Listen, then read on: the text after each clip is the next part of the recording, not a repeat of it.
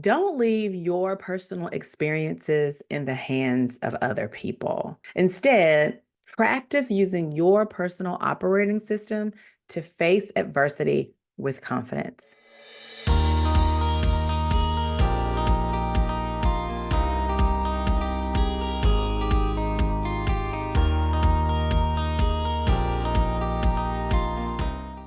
If you've ever been on the receiving end of things like, just let me know if you need anything, or if there's anything I can do to help, all you have to do is call, or I'm here if you need me, you may have felt that tinge of frustration that happens when you already are in a position where you're overwhelmed.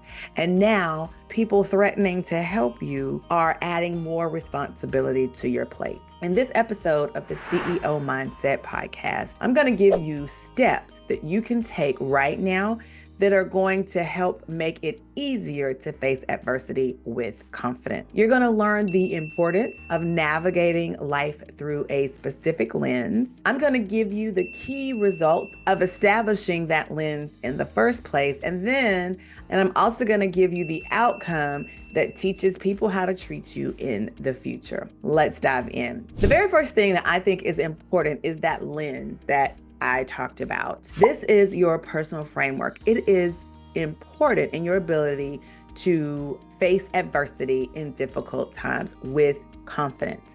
Your personal framework uses the strengths to facilitate balance and confidence during any situation. You have to be very honest with yourself about the weaknesses or the limitations that you have to enlist the help of people that are going to need you and understand those people closest to you that actually can. So when people come at you with those questions, you'll know exactly whether or not the strengths are going to match your limitations, and it'll make it easier for you to enlist the help that you need, those closest to you. It also helps you to avoid more struggle and uncertainty or getting wrapped up with those people who offer to help but really don't mean any good by that, and they don't plan to help you at all. It helps you with that discernment. Using your desired outcome as a source of motivation in these adverse times is also going to be helpful. It's going to be a great use of this personal framework, okay? It's going to help keep you motivated and encouraged.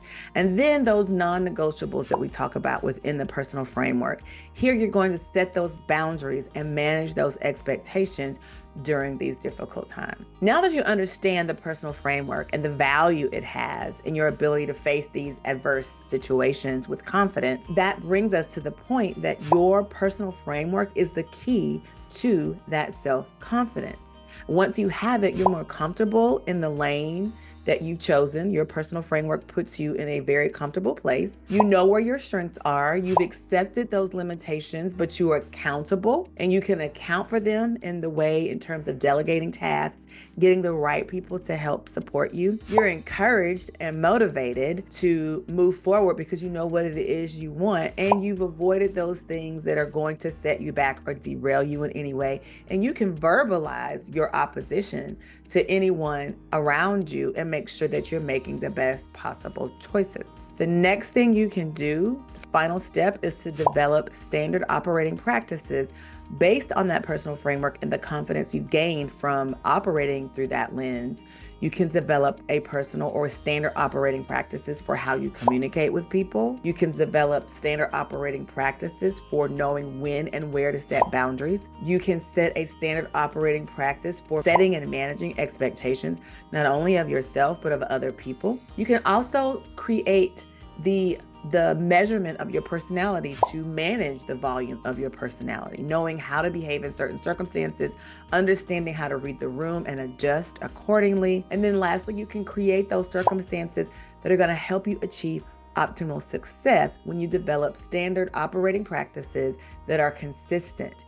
This is what forms from you having a lens, your personal framework lens, building the self-confidence with the use of that personal framework consistently, and then developing these standard operating practices. Listen, I know what I'm talking about here because the last 2 years of my father's life, I faced adversity at what seemed like every single turn I made. That's how I know that these steps that I just shared with you work. I use these principles myself. They are my BU method principles, And I used them myself during this period of time to overcome the frustration and overwhelm that happened from all of the stressors and adversity that was coming my way. Now, I'm going to share with you here in this next video my very transparent experience with adversity during my father's passing and some of the things that I had to deal with. My suggestion is you take a gander at that video. Just whatever you do, just go ahead and click that video now and watch it next. It's going to be very helpful in applying what you just learned here in this video. All right, see you next week, guys. Bye.